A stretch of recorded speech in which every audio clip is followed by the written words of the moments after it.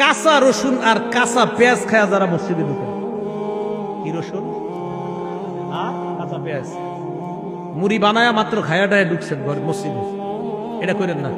তিরমিজি শরীফের 3927 নম্বর হাদিস, ক্বালা রাসূলুল্লাহ সাল্লাল্লাহু আলাইহি ওয়াসাল্লাম, আল্লাহ নবী বলেন, আল্লাহ নবিয়্য নাহা আন হাতাইনিশ শাজারাতাইন, নবীজি এই দুই গাছ থেকে নিষেধ করেছেন।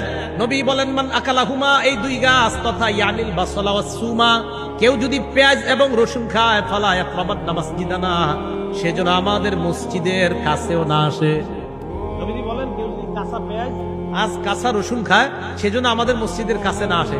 হ্যাঁ, যদি আপনি খাইতে হয়, যদি কাঁচা পেঁয়াজ আর কাঁচা রসুন ইত্যাদি খাইয়া অথবা পেঁয়াজ দিয়ে মুড়ি বানানো খায়া মসজিদে আসতে হয়, তাহলে ব্রাশ করে আসবেন।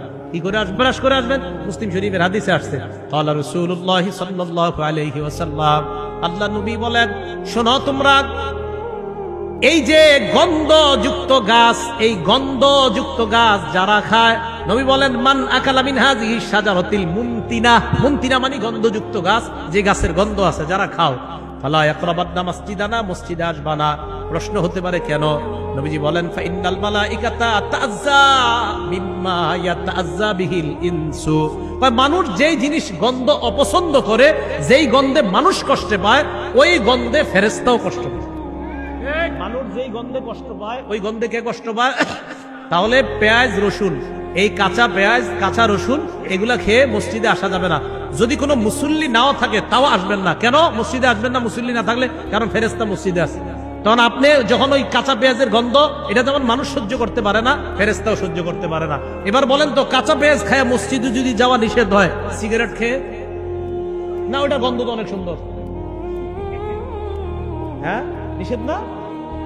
সিগারেটের দলিল কি? সিগারেটের দুর্গন্ধ, এটা খেয়ে যাওয়া নিষেধ, দলিল কি? এই হাদিস দলিল। কারণ দুর্গন্ধযুক্ত গাছ খেয়ে যদি মসজিদে যাওয়া নিষেধ হয়, যেটা একটা হালাল, পেঁয়াজ হালাল না হারাম? হালাল। রসুন হালাল না হারাম? হালাল। এই হালাল জিনিস খেয়ে মসজিদে যাওয়া নিষেধ। ধূমপানের প্যাকেটের উপরে কি লেখা থাকে? এটা কি এখনো আছে? এখন তো নতুন কথা, ধূমপান মৃত্যু ঘটায়। তো যেই জিনিসের উপর লেখা মৃত্যু ঘটায়, এই জিনিস খায় আপনি মসজিদে গিয়ে মাশাআল্লাহ ফেরেশতাদেরকে আনন্দ দিতে চান, তাহলে ফেরেশতাদেরকে কষ্ট দেওয়া যাবে না। ভাই কষ্ট নেন নাই তো আপনারা? মানে বলতে চাইলাম, আমি তো খাইতে নিষেধ করি নাকি?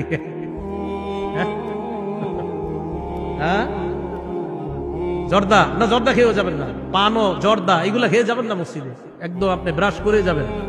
এগুলা খাওয়ার পরে অনেকে মাশাআল্লাহ কি করে, পান চাবাইতে চাবাইতে মসজিদে গিয়ে পান ফালায়া দাঁড়ায় আল্লাহু আকবার, মানে কি? আরে ভাই এটা কেন? না এটা করবেন না। চিন্তা করে হুজুর আপনি, আমি পান খাই না, এই কথা কয়ে লাভ নাই।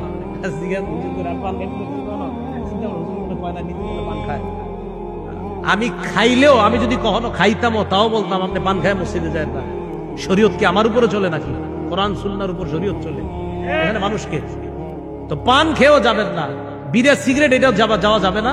আর হলো আপনার কি, ওই যে পেঁয়াজ রসুন। হ্যাঁ, নবীজি বলছে, একান্ত যদি তোমাদের ফাইনলা বুদ্দা কুনতুম আকিলিহা, ফাইন কুনতুম লা বুদ্দা আকিলিহিমা, তোমরা যদি পেঁয়াজ রসুন খেতেই হয়, ফামিতুহুমা তবখা, এইগুলা তোমরা রান্না করে, এইগুলাকে সেদ্ধ করো, রান্না করে এইগুলাকে পরিশোধন করে এরপরে খাও, তখন আর গন্ধ হবে না। তাহলে কাঁচা পেঁয়াজ কাঁচা রসুন ইত্যাদি এগুলা খেয়ে মসজিদে যাওয়া ঠিক না, মসজিদ দুর্গন্ধ করা এটা ঠিক হবে না।